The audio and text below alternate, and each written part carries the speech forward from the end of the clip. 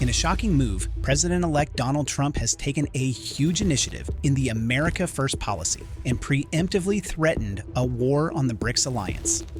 This alliance is no small fry, as it contains countries like Brazil, Russia, India, China, South Africa, Egypt, Ethiopia, Iran, and the United Arab Emirates. This war, if and when it comes, will not play out on the military battlefield with guns and missiles, but it will be fought on the global markets with tariffs and taxes, aka a trade war. The president-elect's first move has been to announce loudly and boldly that he will be imposing a 100% tariff on all goods that come from BRICS countries. His seemingly aggressive tax comes as a result of the BRICS countries considering de-dollarization, which is replacing the US dollar as the world's reserve currency, something that will hurt the American economy and its power. If tensions remain, come January after Trump's inauguration, the global economy might just suffer as its powerhouse nations duke it out. We take pride in bringing you uncensored, impartial news, and we would like to keep that up, so please keep liking and sharing our content, as that does wonders for us. Before we get into the heavy tariffs that Trump intends to impose, we need to take a step back and understand what this BRICS coalition is in the first place and why it exists. The original acronym BRICS stands for the initial members of the alliance, which were Brazil, Russia, India, and China, and it is often seen as an alternative to the G7 nations and an offensive counter to the West. Their first summit was in 2009, and then in 2011, South Africa joined the organization, and the group's acronym changed to BRICS. From here, the alliance continued to grow, and now it has 9 countries in total, with Egypt, Ethiopia, Iran, and the United Arab Emirates being added. Currently, the informal name is BRICS Plus, to show there are more countries presently in it, while also leaving room for even more countries to join in the future. The main goal of the group has been to empower member nations through trade, as well as improve BRICS economies' access to markets, so that ultimately they can revamp the world order.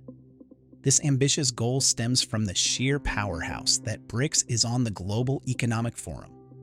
When measured based on purchasing power parity, BRICS countries account for 35% of global GDP, whereas the G7 only accounts for 30%. That is why Trump is seeing them as a big threat to the US, as they really have a lot of influence.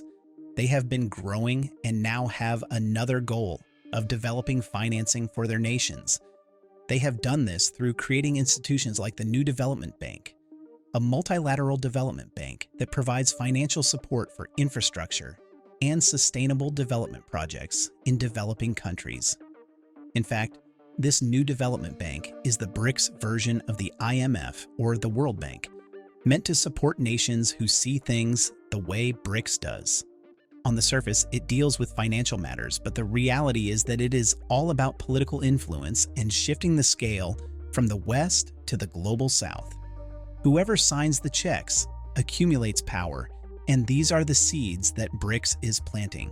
All this is for the changing of the global order and the dethroning of the US. To this effect of dethroning the US, one of the BRICS steps to get there is to change the currency that the world uses from the US dollar to their own. The official term for it is de-dollarization, which is an effort by a growing number of countries spearheaded by BRICS to reduce the role of the US dollar in international trade. For centuries, countries have relied on a dominant currency for international transactions. Historically, European powers like Spain, France, and England have provided these currencies, often backed by gold. After World War I, Britain's economy struggled and gold shifted from London to New York, especially during the booming 1920s. America's role and military might in World War II solidified New York as the financial hub and the dollar as the world's leading currency. That led to the US dollar officially being made the world's reserve currency, replacing the British pound. In 1971, President Nixon ended the gold standard, making the dollar backed only by the US government's credit. Since then, many have questioned whether the dollar should remain the world's reserve currency. However, now we have nations not only questioning it, but for the first time, an alliance that's powerful enough to do something about it. According to the IMF, the dollar holds about 58% of the world's foreign exchange reserves, and major commodities like oil are bought and sold in this golden currency. However, with BRICS' growing share of global GDP, they have seen room to take over. The alliance has expressed an intent to trade in non-dollar currencies, and this is a threat to America's influence as it erodes the ladder of power. While many may be asleep to BRICS' potential and true goals, Trump sees the alliance for what it is to America: a threat. In response to this threat, he has taken to social media, stating that if the BRICS countries create their own currency or back another currency to replace the US dollar, as they are currently intending to do, Trump will impose 100% tariffs on the alliance. These tariff threats on BRICS are not the first of Trump's proposals, as other countries have been on the receiving end of his reforms. We'll talk about that in a few minutes. Given how the key members of BRICS are anti-America, or at the very least its direct competition, it's not a wild statement to say they seek the total collapse of the USA from its pinnacle of power. One of the first members bold enough to point everyone in this de-dollarization direction was Brazil, when its president Luiz Inácio Lula da Silva began to urge developing nations to replace the US dollar in international trade with their currencies. This went down in 2023 during his first visit to China, after he assumed office.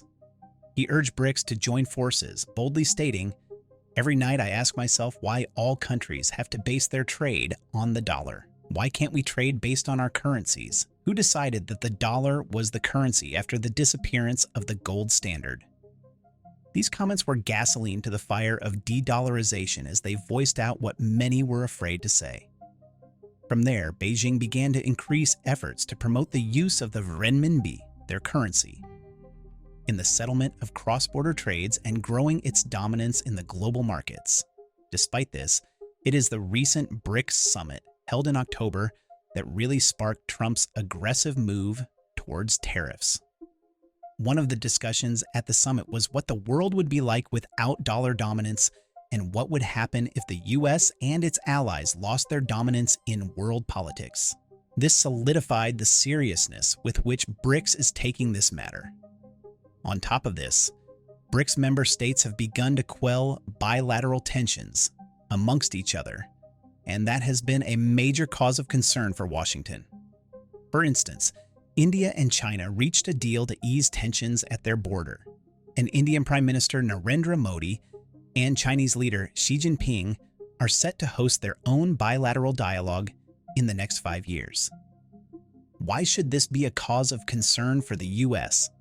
Well, the issues between countries in the BRICS alliance slow down cooperation and, therefore, slow down the very scary talks about a BRICS currency. Now, with countries looking to patch things up, Trump has reason to sweat. It certainly appears as if they are banding together against a common enemy, the US. During the summit, Putin, who was in attendance, explained that the aim was not to build a bloc that targeted any specific nation. For him, BRICS has become a place of refuge for countries that he feels have been hurt by the weaponization of the US dollar. Putin wishes to see BRICS countries lead the world's economic growth and sees Moscow supporting the country's industries by exporting fuel and energy products.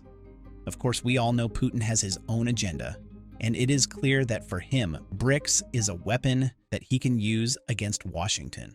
Still, he has played the sly game and made it seem like the search for alternatives is the West's fault. At the summit, he is quoted saying, "It's not us who refuse to use the dollar, but if they don't let us work, what can we do? We are forced to search for alternatives." His ally Chinese President Xi Jinping also saw it his way and closed the summit by hinting at a world where the global South has the most influence.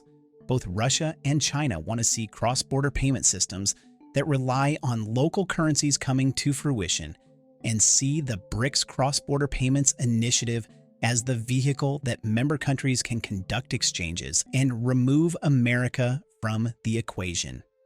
Recently, we crossed 1 million subscribers. Ever since then, we have been flooded with emails asking us questions and advice about growing a channel on YouTube. Even though we try our best to reply to every single email, sometimes these take up too much time, or they ask the same question we have answered before. That's why we have decided to put all our YouTube advice into one email bootcamp for completely free. So if you are someone interested in starting your own YouTube channel, you can get our email bootcamp by clicking the link in the description or scanning the QR code on the screen. Now back to the video. So we have established that one of the reasons for the tariff threat is the conversation around de-dollarization. But what about the talks of a BRICS currency? For now, this is still a dream, but should be something that the US is vigilant about. Currently, each BRICS nation's interests and domestic fiscal policies have made this nearly impossible. But the fact that steps to de-dollarization are underway shows that a BRICS currency can be possible. For now, however, a new joint currency is not even on the horizon yet because of the differing political and economic systems within the 9 current members. Simply put, there is no equal contribution and influence from each member, making established unity hard. China is responsible for 70% of the bloc's total gross domestic product, while India still runs a trade deficit. This type of discrepancy will make it hard for the different countries to agree. So for now, America should worry about de-dollarization and the push to decenter its currency instead. Hints at this happening soon have already begun showing. Russia, for instance, has begun transitioning to ruble and gold payments to alleviate the effects of Western sanctions. And China has extended payment swap lines to countries, including Argentina, to trade directly in the Chinese yuan. China has even come out with the eCNY digital currency, all steps to bringing their reliance on the US dollar down. On top of everything that BRICS has been doing to establish dominance, it has also begun to aim shots at institutions like the IMF and World Bank. Shortly before the 2024 summit, Russian Finance Minister Anton Siluanov accused the IMF and World Bank of not performing their roles, arguing that new institutions should be formed. This is where their new development bank comes in. Frankly speaking, in its current state, it's not nearly as powerful as the IMF, but given the countries backing it, it could get there in time if left unchecked. All of this is why Trump is on the warpath with BRICS, and why we should expect a Trump versus BRICS next year. If BRICS gets its way about cross-border payment systems and also creates alternatives to Western lending institutions, the US could lose a lot of power. Right now, the United States is the front runner in international mediation and other big issues, but if it loses its economic muscle, it could lose its space. This, however, might not be happening as soon as it might initially seem, but that is only because not everyone in the BRICS alliance is as radical as China and Russia. Both of these countries have very strong feelings against Western institutions. So, of course, they have other plans for the alliance and have suggested that the organization should serve as a counter against the West, which they believe globally serves US interests. Unfortunately, the other members are a lot milder and are really just looking for a means to self-sufficiency and development. It also does not help that India and Brazil are closer to the United States and view the group as a tool to maintain neutrality and not as this big anti-Western bloc. With all this money that nations stand to lose or gain if the global order restructures, let's talk more about the threat that BRICS poses regarding international finance. During the BRICS summit last year, there were talks about a gold-backed digital currency, which was supposed to be an alternative currency that enhanced financial independence and reduced reliance on the US dollar. As we said a few minutes back, this would threaten the dominance of the US dollar and strengthen the economic ties within the BRICS bloc. As problematic as the entire alliance is, China and Russia, in particular, are the biggest problems that have really been on Trump's radar. This is because these two nations have really been using the alliance for what it's worth. For China, it has been an avenue to promote the yuan through the Belt and Road Initiative. while also carrying out oil and gas deals with countries like Saudi Arabia and Russia, which are settled in yuan at least for Russian purchases as of now. Russia has also shifted a significant portion of trade and reserves away from the dollar after it had sanctions imposed, and its energy exports to China and India are now done in local currencies. But that's not by choice, aka sanctions. Putin is forced to use other currencies than dollars. Anyhow, none of this has missed President-elect Trump's notice, and he has been on high alert. This is what has made him consider such stark action that could potentially escalate into something far worse. However, for the protection of American interests, Trump sees this as a necessary action. But what really does it mean when we say that Trump wants to impose a 100% tariff? Let's say a Chinese laptop is being imported into the USA. If the laptop costs $1,000, the importer would have to pay $1,000 in tariff, a tax for importing of sort. So basically, tariffs make it significantly more expensive to bring goods into the US market, in this case, by 100%. That makes the cost of doing business more expensive. And it's likely that by the time the goods reach the final consumer, they will be more expensive than other options, thereby taking away any competitive advantages. So despite how cheap Chinese goods might be to manufacture, with these tariffs in place, China loses its competitive edge. Unlike the outgoing Biden administration, Trump is a big advocate for tariffs. Even during his first term some years back, he found himself in a devastating trade war with China after weaponizing tariffs, and now before his second term has begun, he is already ready for another such war. In all fairness, there are benefits to tariffs in this particular situation, where it feels that US interests are being directly challenged by a coalition of nations. This is a threat that America cannot ignore, and Trump has acted decisively as the incoming president. Let's talk about the potential benefits of Trump's 100% tariffs on BRICS nations. First, the issue of protecting American jobs. By making imported goods from BRICS countries more expensive, these tariffs could encourage consumers and businesses to buy American-made products. This shift could boost domestic manufacturing and create more jobs for American workers. Imagine walking into a store and seeing more Made in the USA labels. These tariffs aim to make that a reality. It's not just about pride in buying local. It's about revitalizing industries that have been struggling and providing more employment opportunities for Americans. Given how cheap it is to buy Chinese goods, certain American industries have just collapsed, and Trump aims to rectify that.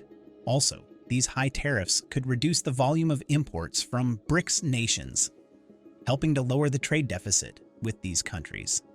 America's trade deficit with BRICS nations has been a significant economic issue. As of 2023, the US had a trade deficit of over $300 billion with BRICS countries.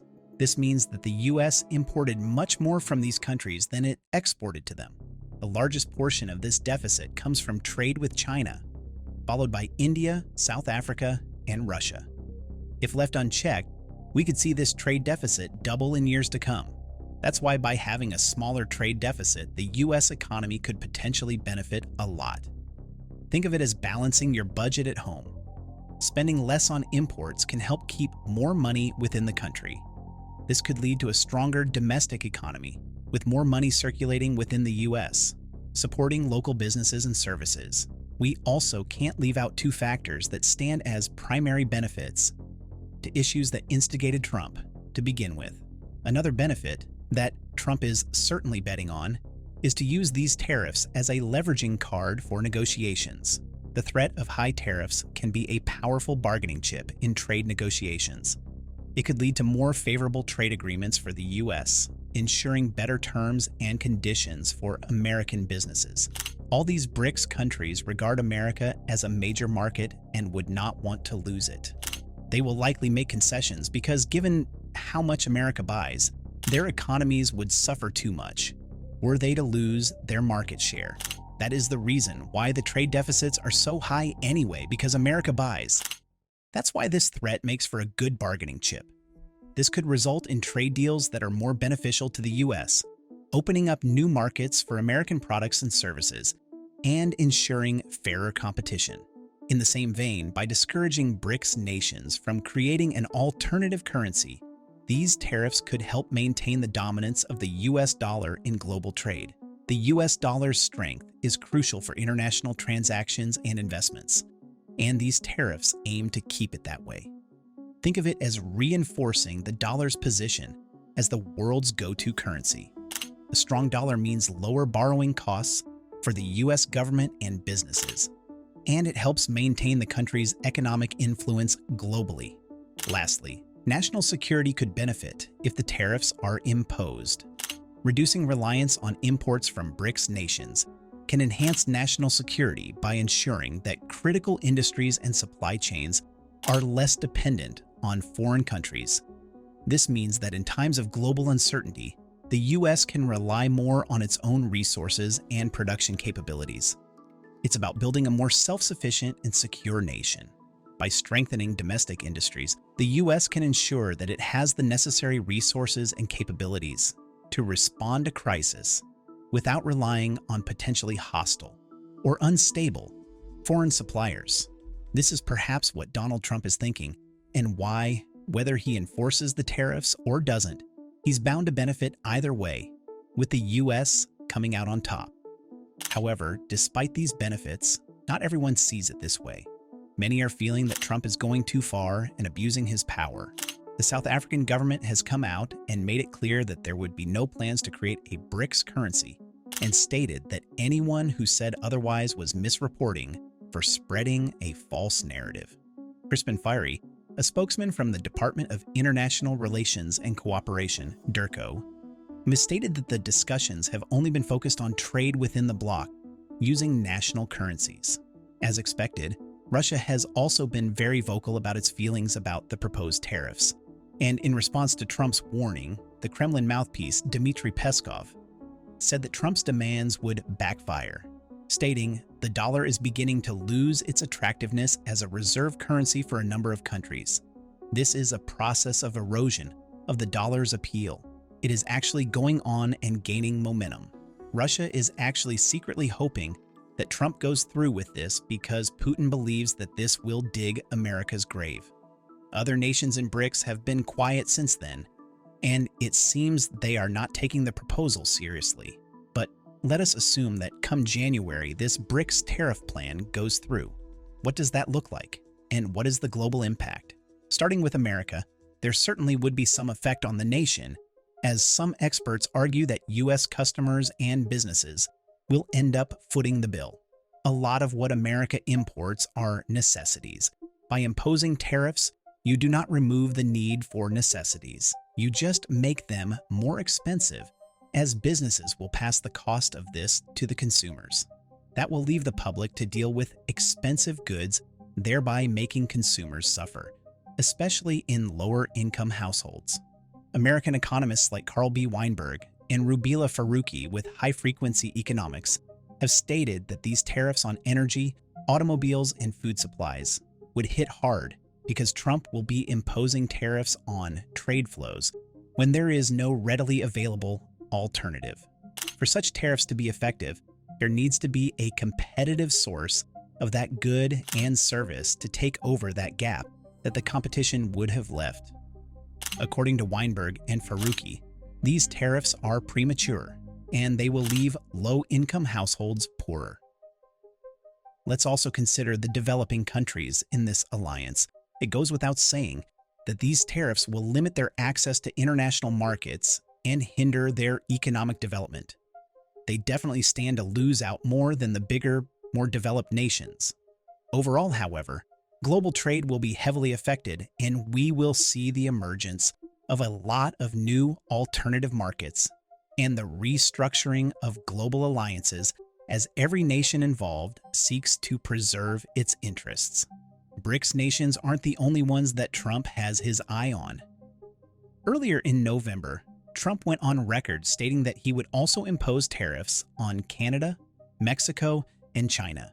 He has pledged that as soon as he steps into office, he is going to slap a 25% tariff on all goods from Mexico and Canada, and an additional 10% tariff on Chinese products in response to irregular border crossings and drug trafficking.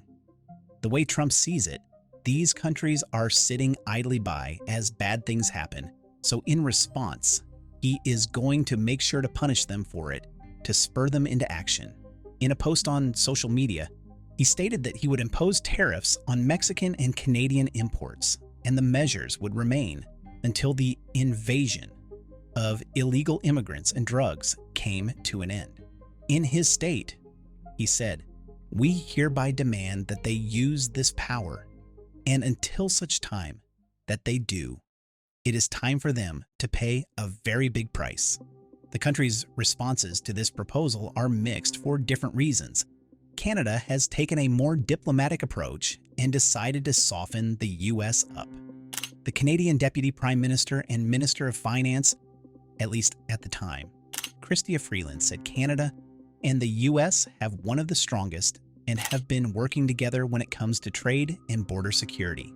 She also emphasized that Canada places the highest priority on border security and the integrity of its shared border with America. And the U.S. and Canadian authorities have worked together to disrupt the scourge of fentanyl coming from China and other countries. Canada also used this opportunity to show the U.S. that it has been very loyal to it economically and highlighted that Canadian oil was essential to the U.S.'s domestic energy supply. Furthermore, Canada buys more from the United States than China, Japan, France, and the UK combined. Canada's Prime Minister, Justin Trudeau, also tried to get on top of the situation as soon as Trump made the announcement, stating that he planned to hold a meeting with Canada's provincial leaders on Wednesday to discuss a response and that he planned to work with the U.S. in constructive ways. Trudeau made it clear that he was willing to put in the work for the sake of the relationship and stated that he had a phone call with Trump where they discussed trade and border security. On the other hand, Canadian media has been in a panic, with its national broadcaster describing Trump's announcement as his most severe threat against Canada in years. It also seems that Canada has not taken kindly to being put in the same bracket as Mexico, and the Premier of Ontario, Doug Ford, stated that it was the most insulting he had ever heard. In contrast to diplomacy, Mexico and China, on the other hand, have been a lot firmer in their response to the situation. Mexico's new president, Claudia Sheinbaum, told reporters that the solution to the migration problem and drug problem was not threats of tariffs. Reading from a letter that she said she would be sending to Trump, Sheinbaum made it clear that Mexico would retaliate by imposing its own taxes on U.S. imports, which would put both of their interests at risk. She stated that Trump's response was unfair because Mexico had taken steps to tackle illegal migration in the U.S., and that the issue of drugs is actually a reflection of a public health and consumption problem in America. She also used the opportunity to highlight how unwise the decision was, considering that U.S. car manufacturers produce some of their parts in Mexico and Canada. In her statement, she said, "If tariffs go up, who will it hurt? General Motors." China's response to these threats has been similar to Mexico's. A spokesman for China's embassy in Washington, Liu Pengyu, told the BBC that China-U.S. economic and trade cooperation is mutually beneficial and that no one would win if a trade war erupted. He also denied that China allowed chemicals used in the manufacture of fentanyl to be smuggled to the U.S., stating that China had responded to U.S. requests for verifying clues on certain cases and taken action. This is proof, according to him, that the idea of China knowingly allowing fentanyl smuggling to the United States is ridiculous. Trump feels differently, and according to him, although China said they would institute their maximum penalty for any drug dealers caught doing, they have not followed through. What makes these threats a high-stakes game is that though Trump is looking to inspire solutions to big problems plaguing the country, the war he's about to start is with nations vital to the U.S.'s economy. China, Mexico, and Canada are the U.S.'s three biggest trading partners, with massive volumes of trade occurring between the countries.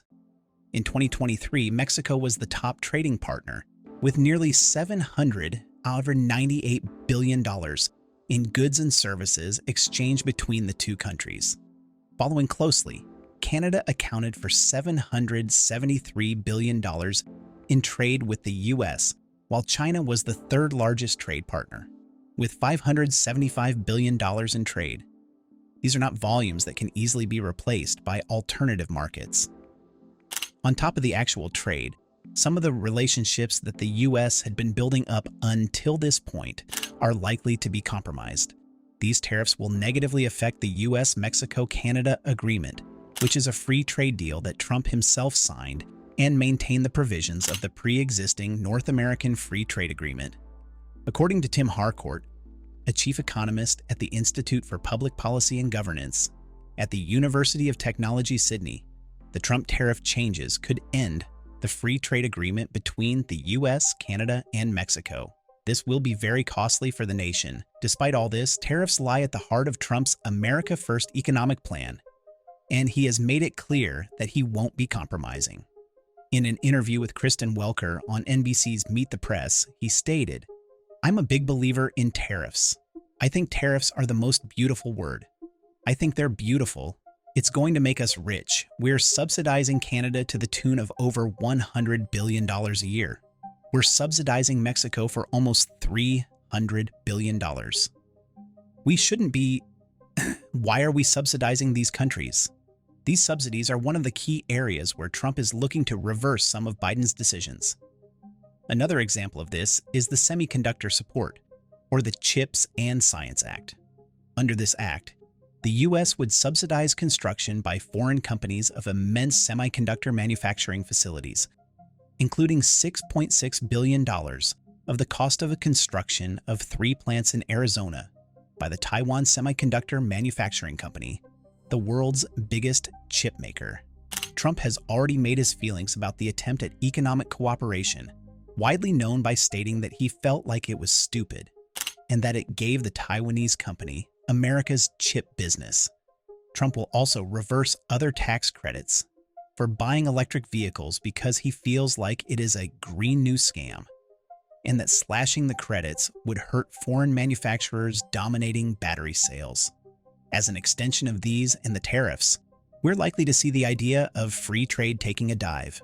A lot of America's East Asian trading partners like Japan, South Korea, and Taiwan will be affected heavily if things go this route. Michael Beeman, who previously served as Assistant U.S. Trade Representative for Japan, Korea, and the Asia-Pacific Economic Cooperative Forum, made it clear that the last 2 American administrations have changed the game by ignoring the most favored nation, basically ending the era of free trade. This means that nations like South Korea and Japan will now be left with the nearly impossible task of having to renegotiate free trade agreements with someone who is not interested in the concept as a whole. Despite Trump's love for tariffs, their actual success on the ground will have to be seen if and when they are implemented. According to a study by economists at the Massachusetts Institute of Technology, the University of Zurich, Harvard, and the World Bank, Trump's tariffs the last time he was in office actually failed to restore jobs to the American heartland, and they didn't raise or lower U.S. employment. A case study was done on the steel industry, and it was shown that the number of jobs at U.S. steel plants barely budged and remained at 140,000. This means that there is the danger of making enemies without reaping the direct benefits of this. In that same breath, we must consider the potential of retaliatory taxes that will also hurt America. The same study showed that the retaliatory taxes imposed by China and other nations on U.S. goods hurt employment and damage companies that relied on targeted imports. For a country that relies on a lot of imports, this is a big deal. Currently, 98% of clothing sold in the United States has been produced abroad. Following logic, these tariffs will lead to higher prices for consumers because most brands are dependent on global supply chains. According to the National Retail Foundation, these proposed tariffs could raise the cost of clothing by as much as a whopping 20%. Fast fashion brands like Zara and H&M will definitely pass these costs on to consumers, meaning affordable clothing will be a thing of the past. Another effect that is just as bad is that fast fashion brands will compromise on quality to keep prices low. This means that they will be taking cheaper fabrics, but consumers will be paying the same price for inferior products. We are looking at it in terms of fashion here, but the core issue is global manufacturing. Many people who support tariffs believe they can revive American manufacturing, but it is not that simple. The Buy American initiative is a catchy slogan, but U.S. manufacturing faces high labor costs, regulatory hurdles, and a lack of infrastructure, which is why it has been outsourcing its production to countries like China. These issues would need to be addressed first before tariffs are slapped on. Everybody is waiting expectantly for the 20th of January to see what Trump does as soon as he sets foot in the Oval Office. Some people believe that everything that he has been saying has been a mere threat to be used as a gambling card, but those who know Trump well enough know that he is not afraid to follow through. While his intentions are for the good of the American economy, his approach leaves the world open to what can be a brutal and punishing 2025.